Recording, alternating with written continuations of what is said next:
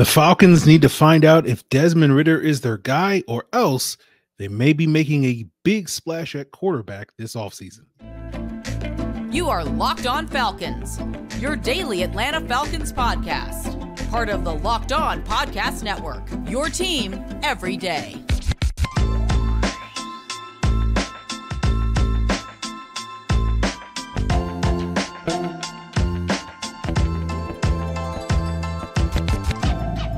Welcome back, everyone, to another illustrious episode of the Locked On Falcons podcast, your daily Atlanta Falcons podcast, part of Locked On Sports Atlanta, your team every day. And today's episode is brought to you by Game Time. Download the Game Time app, create an account, and use code LOCKEDONNFL for $20 off your first purchase. Last-minute tickets, lowest price, guaranteed. And guys, if you don't know me, I'm Aaron Freeman, your very humble host. Been covering the Falcons formerly at FalcFans.com, RIP. Formerly on Twitter at FalcFans, RIP. Still going strong on this illustrious podcast, and appreciate all the everydayers that make this podcast their very first listen or first watch each and every day. Follow in their footsteps by subscribing, following for free on YouTube, or wherever you listen to podcasts. So today's episode, I will be joined by Charles McDonald of Yahoo Sports. We're going to be talking about the team's decision to ride it out with Desmond Ridder, if making a push for the playoffs is worthwhile, and we'll look a little bit ahead to the 2024 NFL draft to see maybe who Charles has his eye on as future Falcons and if they should make a big trade up for one of the top two quarterbacks. So let's get into that conversation with Charles McDonald right now. Welcome back, everyone, to another illustrious episode of Locked On Falcons podcast with, of course, another illustrious guest. We have none other than Charles McDonald of Yahoo Sports, the Exempt List pod, and so many other things. You know, I'm still holding out hope for Setting Edge to come back, you know, all that stuff. But Charles, of course, is America's favorite Falcon fan because he is he never minces words about his, I won't say beloved Falcons, because he does not love this football team, but I'm still here though. Yeah, you're here. I mean, I tell everyone, you know, you survived 28-3. You know, everything is gravy from that point on. You know. Yeah, if you watch one game past 28-3, I feel like you're just locked in for life. Yeah, that's just what it is. Yeah. When people complain like, "Oh, if the Falcons draft this player, I'm out," I'm like, "No, you're not. You're coming back. You can take a break." Something way worse. If you want to take a break, take a break. You know, by all means, everybody needs a break from the Falcons. I enjoyed my bye week break from the Atlanta Falcons, but you know, you're coming back. You know, so yeah. So Charles, before we touch on our favorite football team, the Atlanta Falcons, and their season so far, we're talking on Monday, and the Falcons officially announced that they're getting right back on that roller coaster that has been the Desmond Ridder experience this year, as he is being re-promoted, I guess, to the starting lineup. What are your thoughts on that decision? It's like obviously the right move. Whether Heineke was healthy or not, I saw he's not going to practice today. He's still dealing with a hamstring injury from the Cardinals game. But even if he was healthy, it was time to go back. I don't want to be mean, but it's just like, I don't really get why they went to him. I can understand like why they went to him in the Titans game, because you just can't you can't keep fumbling the ball at the rate that Desmond Ridder was. But at the same time, like I feel so comfortable in saying that Ridder is a better quarterback than Heineke after watching these past 2 weeks. It's just like frustrating that we kind of jumped off the train and, you know, now we're just going to go right back on it. And I guess they're just looking at it as a reset. But my thing is, you just need to get as many Ridder snaps as you possibly can before the season's over. And I guess, you know, and even thinking about it, this is probably a process that should have started like last year. You know, once you started to realize Mariota wasn't going to be the guy, and, you know, you realize you're not like a real playoff team, you might as well just start pulling the plug on that and getting rid of some snaps. But you ended up turning the keys to a quarterback that played worse than Marcus Mariota. You go to the game against the Cardinals, and they finished the game with like 70 net passing yards. I just don't know really who this is helping. I think Taylor Heineke probably played worse than they were expecting too. But at the same time, it really doesn't help anything for the current or the future, because we know that Taylor Heinicke's not the quarterback of the future for the Falcons. And honestly, with the way Ridder had played, I know it hasn't been clean all the way, but I think there's been like some real improvements from him as a passer from week 1 through now. It's just like, dude, you kind of stopped spamming interceptable passes as much as you were, and you started fumbling the ball all bunch. Like, come on, just hold on to the ball. Like, the way that Stephen Ruiz, the Ringer quarterback rankings, I think he has the best description of Desmond Ridder on his quarterback ranking sheet, and it says there's a quality starting quarterback somewhere in there, and that's what you need to find. So I think it's the right move to go back to Ridder. I don't think there's no reason to go back to Heinicke at all. I almost called him Hennessy. Jesus. No reason to go back to Heinicke at all unless Ridder gets hurt. I don't care if Ridder comes out and throws 5 picks against the Saints. You just got to ride this out until the end of the season because that's what this is. I understand it's frustrating to be here in year 3 of this regime and to potentially be looking at like another 7-10, 8-9 season. But at the same time, like you got to use some context. This is the first season that they had access to cap space. I think we've seen a much improved defense based on the allocation of resources. There's still room to improve there, but it's not automatic Swiss cheese like the Falcons defenses of the past. So this is all also a growing process, and this one is important. Find out if Ridder can be the guy, and if he's not. Luckily, you only spent a 3rd-round pick on him. It's not like you're the Steelers with Kenny Pickett where you got to worry about, millions and millions of dollars. You can just slot Ridder into the QB2 spot and go get someone else next year. Yeah. I think that's all fair. I'm good on Heinicke for the rest of the year. We've seen it. We will always have the 2 quarters against the Titans for him. I'm Logan Woodside should be the number 2 at this point in time because I'm much more interested to see, hey, is Logan Woodside worth keeping around as the QB3 than finding out anything I need to learn about Taylor Heinicke from this point on. But I'm assuming Taylor's gone after this season. Yeah. I mean, they basically gave him the Mariota contract, and as you said, he was worse than Mariota. So, if you didn't bring back Mariota for no, Heinicke's not going to quit on the team and none of that. He doesn't have any kids as far as I'm aware. He's not going to go out there and be a good father. But let's talk about the Falcons season so far. You kind of touched a little bit on it. What are your thoughts on the first 10 games? How we're here? You talked about the defense a little bit. The offense seems to not be able to get out of their own way. But has there been anything redeeming from these first 10 games? You have, I think one of the most positive things is you have the framework for a good defense moving forward. Now the Grady Jarrett ACL injury is a wild card in that because you kind of blink and all of a sudden he's coming up on 10 years in the league, right? So you don't know how he's going to come back from that. But if he can come back and get to where he's playing pretty good football, and we've been saying this since like Abraham left, if you can just find like one pass rusher, just one. It's been like, it's crazy. I was in high school when Abraham was playing. I turned 30 next year, and we still haven't found anyone to consistently, get quarterbacks down from the defensive end spot. So I like that there's a framework for a good defense. I think there's a clear vision there. I would say that some of the slips that they've had over the past few weeks probably make it more likely that Ryan Nielsen's back next year instead of interviewing for head coaching jobs, which I think is a good thing for the continuity. Beyond that, there's not a whole lot. I mean, I did say Ridder's improved as a passer. I think that's real and tangible, and I'm hoping to see that continued when he comes back from just from the benching. But it just feels like this year has been so frustrating, especially when you had the chance to have a pretty, maybe not a great team, but a pretty special season.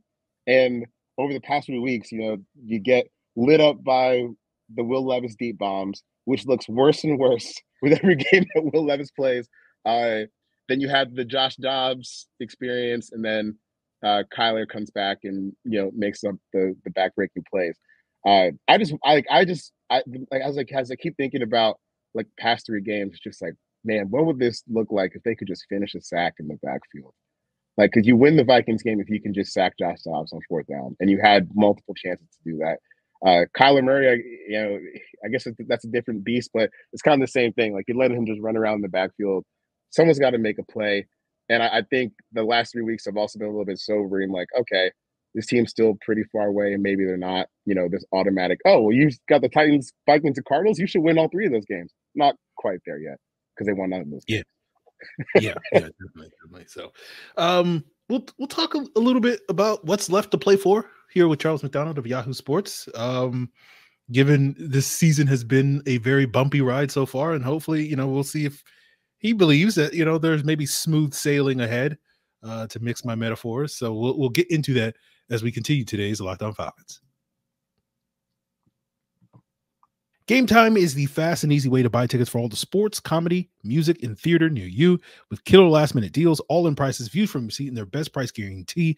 Game Time takes the guesswork out of buying tickets. You can see the view from your seat before you buy, so you know exactly what to expect before you arrive. All-in prices mean you're not going to get hit with hidden fees. You can buy tickets up to the start of the event in seconds, and Game Time's guarantee means that you'll always get the best price.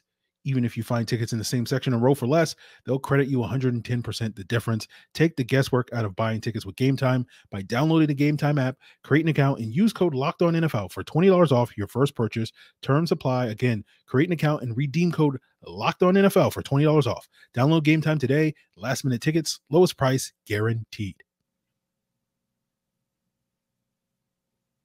So here with Charles McDonald of Yahoo Sports, and as we just touched upon on today's Locked On Falcons, given where they are, it's been a very up and down season. It's been a disappointing season in a lot of ways.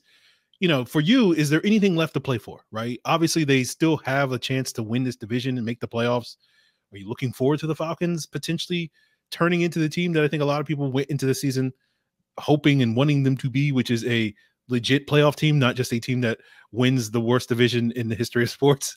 Or are you at a point where you just kind of want to be put out of your misery? Where are you at with what's left in 2020? I mean, I'm kind of at the point where it's been so damn long since they played in a playoff game. I would kind of like to see them get there. And I know, like, all right, you get to the playoffs.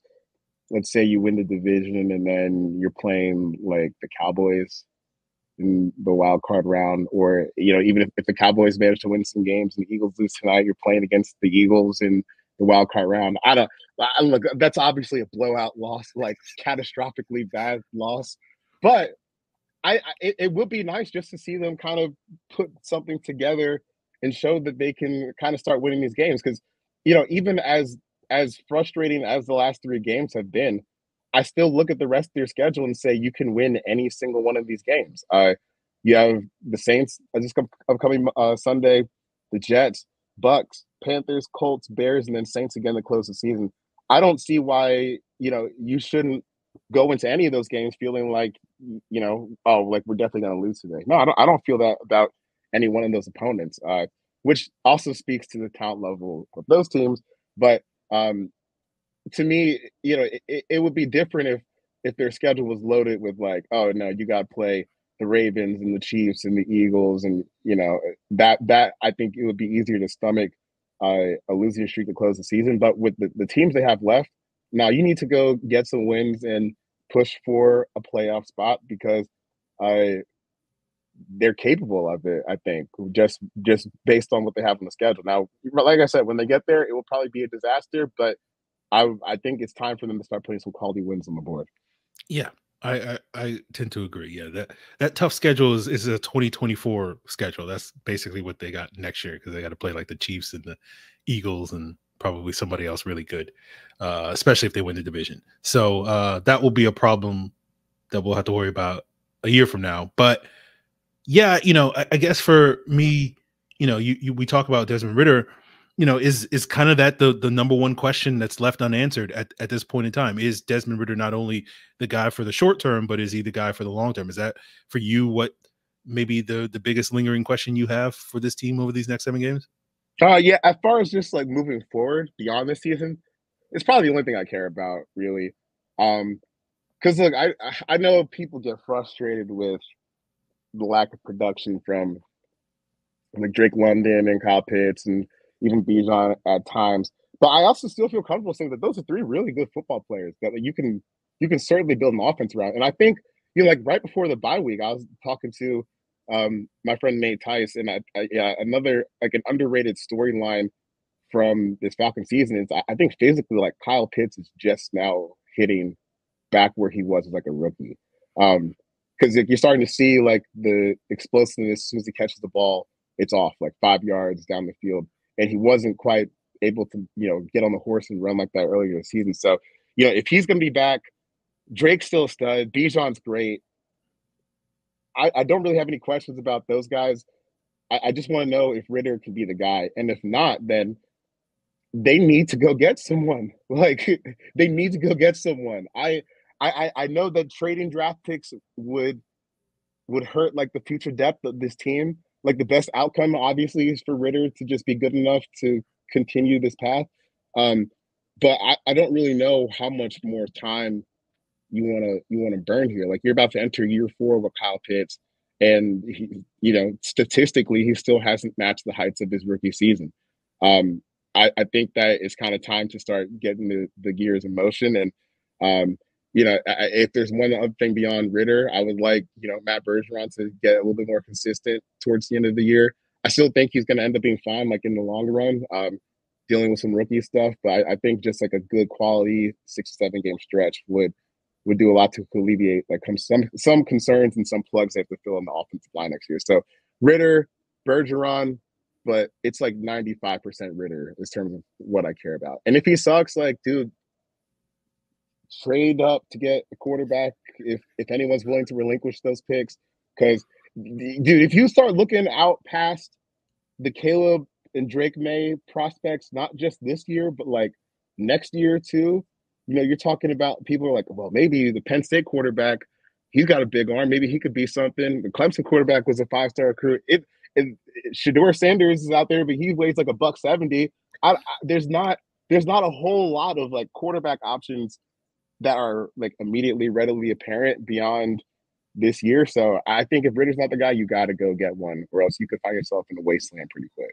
Okay. All right. I figured this would be your opportunity, Charles, to plug your Carson Beck future Falcons quarterback take for 2024. We can do a little bit better than that. Like I like Beck.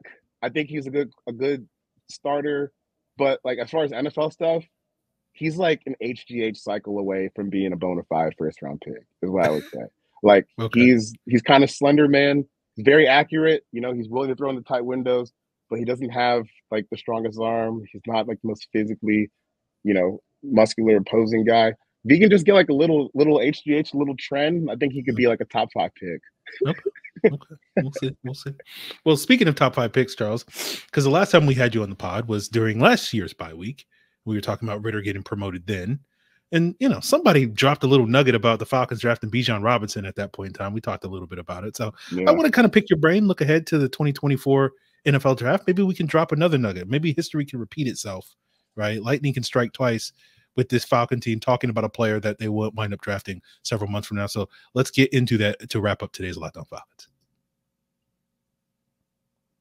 PrizePicks is the most exciting way to play daily fantasy sports because now they have a new feature, which is their Specials League, which is you can combine bets for multiple sports, multiple leagues across sports. So, for example, you can combine LeBron James and Travis Kelce in terms of 3 points made and receptions. And if you have the skills, you can turn $10 into $250 in just a few taps with PrizePicks. It's really simple to play. Just pick 2 or more players, pick more or less than their projected stats. And the more entries you make, the more money you can make, up to 25 times your money. Quick draws, easy gameplay, an enormous selection of player and stat types make PrizePicks the #1 daily fantasy sports app. Go to prizepicks.com/LockedOnNFL and use code LockedOnNFL for your first deposit match up to $100. That's prizepicks.com/LockedOnNFL and use promo code LockedOnNFL.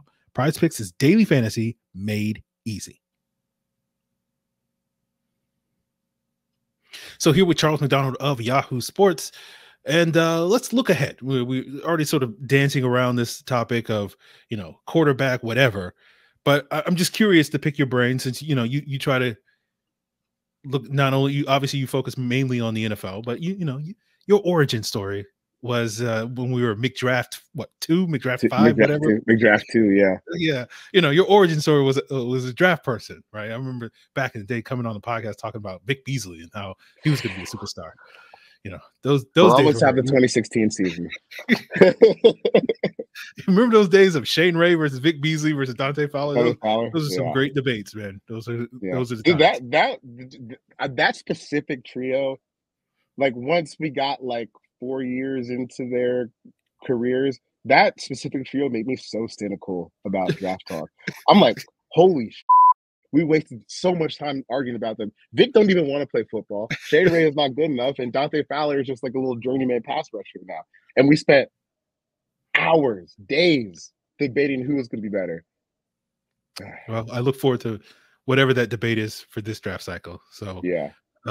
Speaking of that, are there any players, some future Falcons that you want to, throw some alley-oops, potentially as people that intrigue you at this point in time? It's November, but I mean, I've started like looking at it a little bit.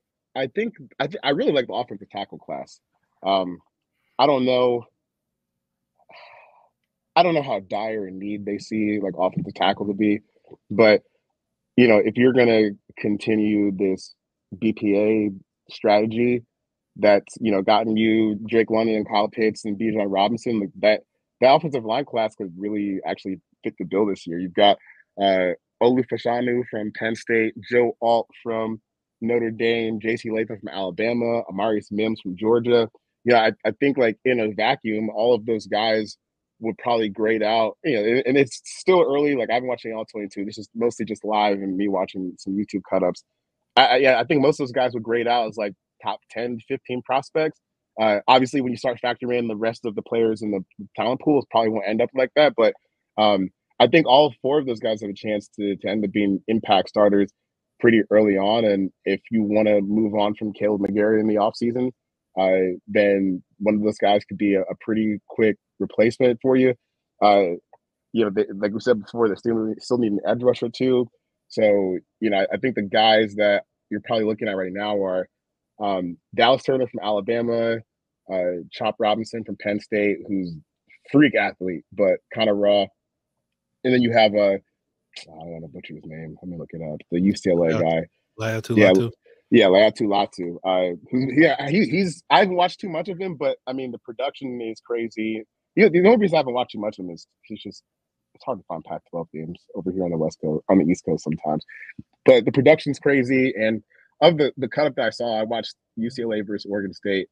He looked pretty good going against Oregon State's right tackle, who's a potential first-round prospect too. So, there's options in the trenches for them. I kind of feel like edge is probably their biggest need outside of quarterback. If we're going to work in a world where Ridder ends up being good enough to be the starter next year, you're probably looking at like edge rusher. But if they do need a quarterback and, you find yourself in a situation where you can execute a trade for one, like maybe the Cardinals finish with a second pick, but Kyler Murray kind of continues this track where he looks good enough to be the quarterback moving forward. You could trade up and go get Drake May or Caleb Williams. I would be totally fine blowing a couple first-round picks on either one of those guys. I wouldn't say can't miss because I think you can miss on any quarterback prospect, but just as far as like what the upside is, along with like the floor for potential production immediately, I think that both of those guys are strong fits for any NFL team. So, if you get to the end of the season and let's say you finish 6-11 and you're sitting at like the 7th pick or the 6th pick, do the trade. Like go up there, get your guy, don't need to waste any more time because, even with some of the struggles they've had on offense and Arthur Smith battling with the media, which I'm so over it.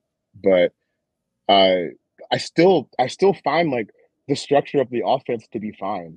As far as like where guys are coming open, how the sequencing works, it's just, you have someone miss a block here or there, or Arthur tries to galaxy brain it and there's a sweep to Johnny Smith like on the goal line, or Johnny Smith's throwing a halfback pass because he wants to stick it to his buddy Mike Vrabel, having Johnny Smith throw a pass to Michael Pruitt in the ultimate old Titans FU button. But from like down to down, I still think it's a workable enough offense that if you just are able to get a little bit more protection and get, someone who can be more accurate to the middle of the field and down the field, there's room for this offense to really explode, I think. So it just all comes back to that. But I would say, offensive tackle, edge, quarterback if Ridder flunks, and then along the defensive line, like for interior guys, the class doesn't look too strong from what I've seen. But jer'zhan Newton from Illinois is an absolute monster, and he's going to be a guy that, if you haven't seen too much of him now, you will definitely hear about him at the combine, because he's one of those guys who's 295 to 305, but super duper explosive. Okay. Well, I'll be curious to get your thoughts on future Falcon Nazir Stackhouse in the future weeks when the Falcons. He can play cornerback. But my last question was going to be basically how would you feel about one of those quarterbacks in the Arthur Smith offense? Because I feel like there's still a lot of lingering questions on Arthur Smith getting the max out of his quarterbacks, developing these quarterbacks. But you seem to feel okay that like this is not going to be a Matt Nagy, Justin Fields situation. How confident are you that the Falcons avoid that path? That they can develop a quarterback. Honestly, I feel pretty comfortable with the idea that they could do it. I think Ridder. I think Ridder is from his first start last year to where he is now, even the first start this year, like from the Panthers game to just how he's been able to throw the ball. I think he's definitely a better player. And even like there have been stretches this year when you look at some of the advanced stats where you can say, oh, like he's actually moving the ball. Just stop damn fumbling and just get the ball into the end zone. It's so frustrating because I feel like they have games where they like have multiple drives where they're just cruising down the field. You're hitting windows down. Sometimes you get a big play down the field to Drake London, Bijan pops off, and then you hit the 25 and everything just dies. So I think there's already been enough tangible growth with Ridder that if I can just say, well, what if I took someone with a little bit of a higher floor than what he was working with last year? I still think that there's a good chance that Arthur Smith could develop a quarterback, and I want him to, because I'm getting sick of all the jokes on Twitter. Like when I made a joke where I was like, after the Bills fired Ken Dorsey, I was like, as an honest Bills fan, I think that they should trade Josh Allen to a team like the Falcons who could truly, who would truly, take care of him and utilize the talents or whatever, cherish him. And people are like, oh, Arthur Smith will just make him a H-back or a tight end. I was like, dude, just look, it hasn't been great this year, but I still think that there's room for him to actually lead a good offense in Atlanta. Okay. All right. Well, that's a positive note. We can leave it there. That's all I have this year. I think next year they could maybe be good. It would be nice. It would be nice. Right. So, Charles, appreciate you coming on, joining me, talking Falcons, and let the people know some of the things you're working over at Yahoo, and if there are any future podcast appearances where they can catch you, giving your NFL takes as well as other ones. The Exemplars is back on the Zero Blitz podcast feed. So like if you were subscribed to the old version of it, it's not going to show up there anymore. You have to go to Zero Blitz podcast feed on wherever you get your podcast, and it's there every Tuesday. Writing almost every day. So we still got the Four Birds column coming out every Tuesday as well. Get some game recaps and stuff. But then when I travel, doing a pretty heavy reporting stuff there too. So little bit of everything. And occasionally you can see me on Peacock, Brother from Another with Michael Smith and Michael Holley. So that's what I got going on. All right. Well, Charles, I hope you have a great holiday. You too. Your time, safe travels, whatever. We'll do this again in the off season. For sure. And hopefully Ridder will have entrenched himself as a starting quarterback. So, I can get on my draft agendas of please just take a pass rusher. Okay. Well, Brock Bowers, some wide receiver is going to be the pick. So I just already make peace with it at this point in time. So yeah. So guys, it's going to do it for us here on today's illustrious podcast. Thanks to Charles McDonald. Of course, tomorrow will be a crossover Thursday with Locked On Saints host Ross Jackson Continue to make us your first listen here on this Locked On Podcast Network, your team every day.